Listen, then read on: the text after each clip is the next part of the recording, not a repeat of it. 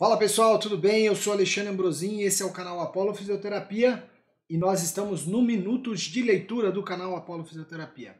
Nós estamos lendo o capítulo 7 de Mecânica da Respiração do livro do John West, o livro de Fisiologia Respiratória Moderna. Se você não acompanhou os outros vídeos que nós lemos, os outros capítulos e as outras partes desse capítulo, eu vou deixar os links na descrição desse vídeo aqui. E aí você aproveita também, curte os vídeos do canal Apolo Fisioterapia, se inscreve no nosso canal e aperta sempre o sininho para você receber notificações de que novos vídeos estão aqui no nosso canal. Vamos lá? Vamos para a parte 3 do capítulo de Mecânica Respiratória. Bora lá!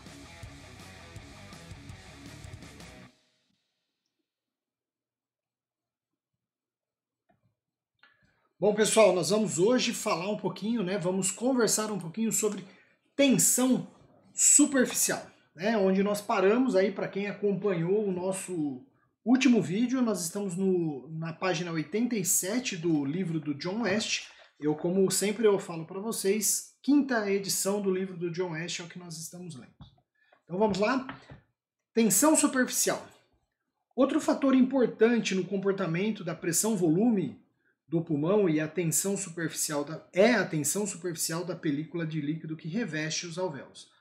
A tensão superficial é a força que atua através de uma linha imaginária de 1 centímetro de comprimento na superfície do líquido.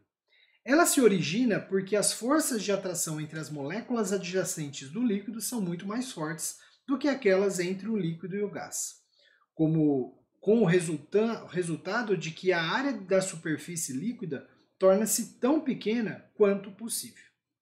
Este comportamento é visto claramente em uma bolha de sabão soprada na extremidade de um tubo.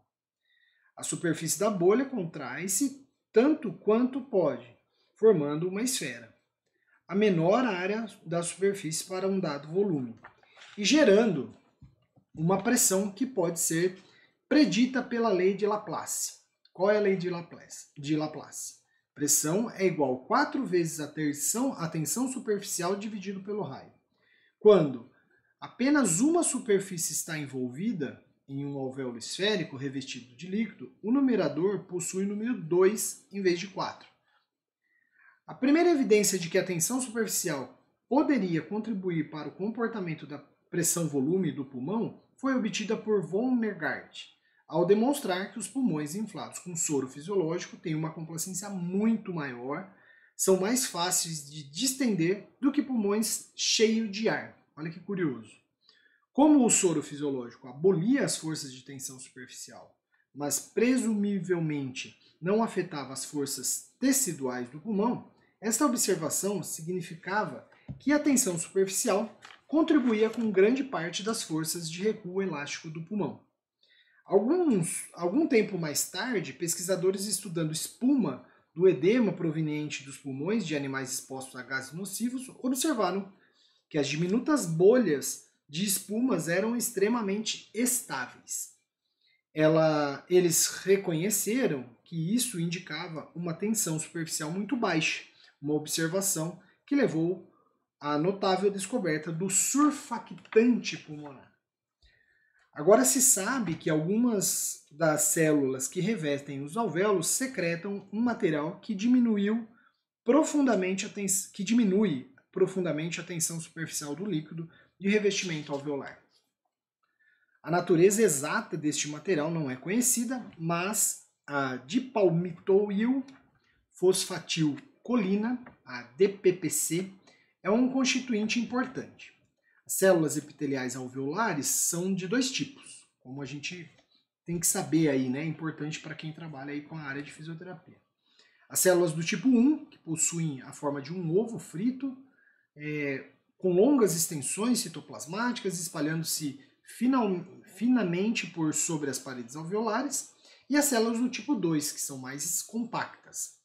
E a microscopia eletrônica revela corpos lamelados, os miófilos, dentro delas, que são expelidos para dentro dos alvéolos e transformando-se em surfactante. Uma parte do surfactante pode ser lavada e retirada dos pulmões dos animais por enxágue com soro fisiológico.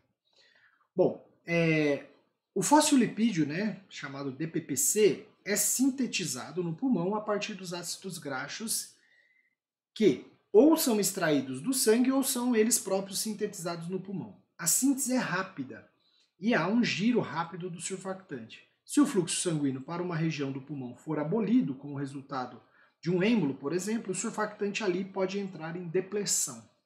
O surfactante é formado relativamente tarde na vida fetal e os bebês nascidos sem quantidade adequada desenvolvem angústia respiratória e podem morrer. Aqui um parênteses, por isso que pacientes que têm, por exemplo, a embolia pulmonar, por que a gente vê que vai também fazer uma telectasia naquela região da embolia, a gente vai ver uma imagem radiográfica que caracteriza a diminuição da ventilação, por conta da diminuição do surfactante, e eu vou ter uma instabilidade alveolar acontecendo ali, por isso a hipotransparência na radiografia. Beleza? Os efeitos desse material sobre a tensão superficial podem ser estudados com uma balança de superfície. Esta consiste em uma bandeja contendo soro fisiológico sobre o qual é posta uma pequena quantidade de material para teste. A área da superfície é a seguir alternadamente expandida e comprimida com uma barreira móvel, enquanto a tensão superficial é medida pela força exercida sobre uma tira de platina. O soro fisiológico puro dá uma tensão superficial de cerca de 70 dinas por centímetro, independente da área da sua superfície. O acréscimo de detergente, por exemplo, reduz a tensão superficial, porém, novamente, isto é independente da área. Quando lavados pulmonares são postos sobre o soro fisiológico, a curva mostrada na figura 7.7b é obtida. Observe que as alterações de tensão superficial mudam grandemente com a área de superfície existe a esterese. Observar também que a tensão superficial do alvéolo cai para valores extremamente baixos quando a área é pequena. Vamos dar seguimento aqui. Como é que o surfactante reduz então a tensão superficial? Aparentemente as moléculas de DPPC são hidrófobas e em um extremo hidrófilas no outro. Então, hidrófobas e hidrófilas no outro. E elas se alinham elas próprias na superfície. Quando isso ocorre, as suas forças repulsivas intermoleculares opõem-se a forças normais de atração entre as moléculas de superfície, que são responsáveis pela tensão superficial. Então, a redução da tensão superficial é maior quando a película é comprimida, porque a molécula de DPPC são, nesse caso, aproximadas mais intimamente e repelem uma das outras ainda mais. Outra pergunta.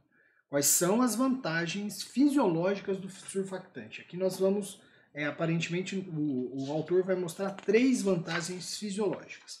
Quais são elas? Primeiro, uma baixa tensão superficial nos alvéolos aumenta a complacência pulmonar e reduz o trabalho para expandi-los a cada respiração. A seguir, a estabilidade alveolar é promovida.